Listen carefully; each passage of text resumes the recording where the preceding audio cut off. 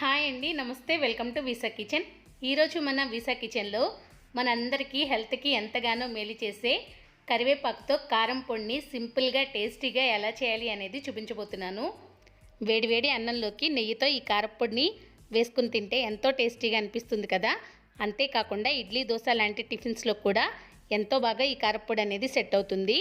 ముందుగా ఈ కారం పొడిని ప్రిపేర్ చేసుకోవడం కోసం స్టవ్ ఆన్ చేసి కడాయి పెట్టి 1 టేబుల్ స్పూన్ వరకు ఆయిల్ వేసుకోవాలి. ఆయిల్ హీట్ అయిన తర్వాత మంటను మీడియం ఫ్లేమ్లోకి అడ్జస్ట్ చేసుకుని ఇందులోకి 2 టేబుల్ స్పూన్ల వరకు పచ్చిశనగపప్పుని యాడ్ చేసుకోవాలి. ఇప్పుడు ఇందులోకి 2 టేబుల్ స్పూన్ల వరకు మినపగుళ్ళని యాడ్ చేసుకోవాలి. మీ దగ్గర మినపప్పు ఉన్న దాన్ని కూడా యాడ్ చేసుకోవచ్చు. నేనైతే మినపగుళ్ళని యాడ్ చేస్తున్నాను. ఇలా వేసుకున్న తర్వాత కలుపుకుంటూ 2-3 నిమిషాల పాటు మీడియం ఫ్లేమ్లోనే లైట్గా కలర్ చేంజ్ అయ్యి మంచి స్మెల్ వచ్చేంత వరకు ఫ్రై చేసుకోవాలి. ఇక్కడ చూస్తున్నారు కదా, ఈ విధంగా కలర్ చేంజ్ అయిన తర్వాత ఇందులోకి 3 టేబుల్ స్పూన్ల వరకు ధనియాలను కూడా యాడ్ చేసుకోవాలి. అదేవిధంగా 1.5 టేబుల్ స్పూన్ వరకు జీలకర్రను కూడా యాడ్ చేసుకోవాలి. ఇలా వేసుకున్న తర్వాత ఈ కరివేపాకు కారం పొడిలోకి సరిపోయేలాగా స్పైసీనెస్ కోసం ఎండుమిర్చిని 15 నుంచి 20 వరకు యాడ్ చేసుకోవాలి. మీ దగ్గర ఉండే ఎండుమిర్చి కారాన్ని బట్టి అడ్జస్ట్ చేసుకుని వేసుకోండి. ఇలా వేసుకున్న తర్వాత కలుపుకుంటూ ఎండుమిర్చి కూడా లైట్గా కలర్ చేంజ్ అయ్యేంత వరకు 2 నిమిషాల పాటు మీడియం ఫ్లేమ్లోనే బాగా ఫ్రై చేసుకోవాలి. ఎండుమిర్చి బాగా ఫ్రై అయిన తర్వాత ఇందులోకి శుభ్రం చేసి పెట్టుకున్న కరివేపాకుని 1 పెద్ద కప్పు వరకు యాడ్ చేసుకోవాలి.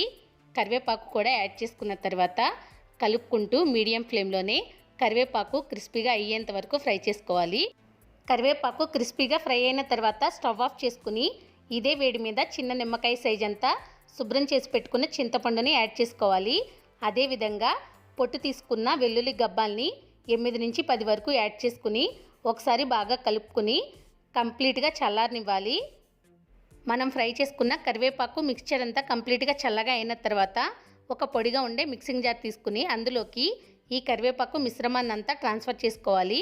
ఇలా ట్రాన్స్ఫర్ చేసుకున్న తర్వాత ఈ కరివేపాకు కారంలోకి సరిపోయేలా టేస్ట్ కోసం 1.5 టేబుల్ స్పూన్ వరకు రాక్ సాల్ట్ని యాడ్ చేసుకోవాలి. ఇలా వేసుకున్న తర్వాత ఈ కరివేపాకు కారం పొడిని ఇక్కడ చూపిస్తున్నాను కదా, ఈ విధంగా బాగా స్మూత్గా బ్లెండ్ చేసుకోవాలి.